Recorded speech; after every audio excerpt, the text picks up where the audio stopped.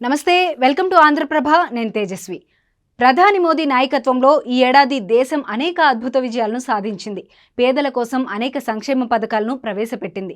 వేగంగా అభివృద్ధి చెందుతున్న దేశాల్లో భారత్ను ఫస్ట్ ప్లేస్లో ఉంది. అందులో నో డౌట్ దేశ ఆర్థిక రంగాన్ని పరుగులు పెట్టించి ప్రపంచంలోనే మూడో అతిపెద్ద ఆర్థిక వ్యవస్థగా మార్చేందుకు తీవ్రంగా ప్రయత్నిస్తున్నారు. వ్యవసాయం, పారిశ్రామిక రంగాన్ని పరుగులు పెట్టించేలా అనేక సంస్కరణలు తీసుకొచ్చారు. ఇక ప్రపంచమే అబ్బురపడేలా చంద్రయాన్-3 ప్రయోగం విజయవంతం కావడంతో భారత్ కీర్తి ప్రతిష్టలు విశ్వవ్యాప్తమయ్యాయి. మూన్ సౌత్ పోల్పై రోవర్, ల్యాండర్ సేఫ్ ల్యాండింగ్ చేసింది. ఎవ్వరికీ సాధ్యం కాని విధంగా జగతికి వెండి వెన్నెల అయిన చంద్రుడి రహస్యాలను ఛేదించింది. చంద్రయాన్-3 సక్సెస్ కావడంతో ఇస్రో చైర్మన్ సోమనాథ్ను అభినందించారు ప్రధాని. ప్రయాణికుల సౌకర్యార్థం తక్కువ టైంలో ఎక్కువ దూరం జర్నీ చేసే విధంగా ప్రధాని మోదీ వందే భారత్ రైళ్లను ప్రవేశపెట్టారు.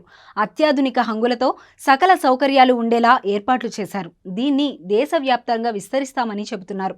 సామాన్యుల నుండి సెలబ్రిటీల వరకు వందే భారత్ రైళ్లలో ప్రయాణించి తక్కువ సమయంలో తమ గమ్యస్థానాలకు చేరుకుంటున్నారు. రైల్వే వ్యవస్థను మరింత విస్తరించేందుకు కేంద్రం చర్యలు చేపట్టింది. ప్రధాని మోదీ తన అధికారిక నివాసం 7 లోక్ కళ్యాణ్ మార్గ్లో ఆవుల కలియ తిరుగుతూ గోమాత యొక్క విశిష్టతను ప్రజలకు చాటి చెప్పారు ప్రధాని మోదీ. గోవులను రక్షించాల్సిన బాధ్యత ప్రతి ఒక్కరిపై ఉందని నిరూపించారు. మేలో కొత్త పార్లమెంట్ భవనాన్ని ప్రధాని మోదీ ప్రారంభించారు.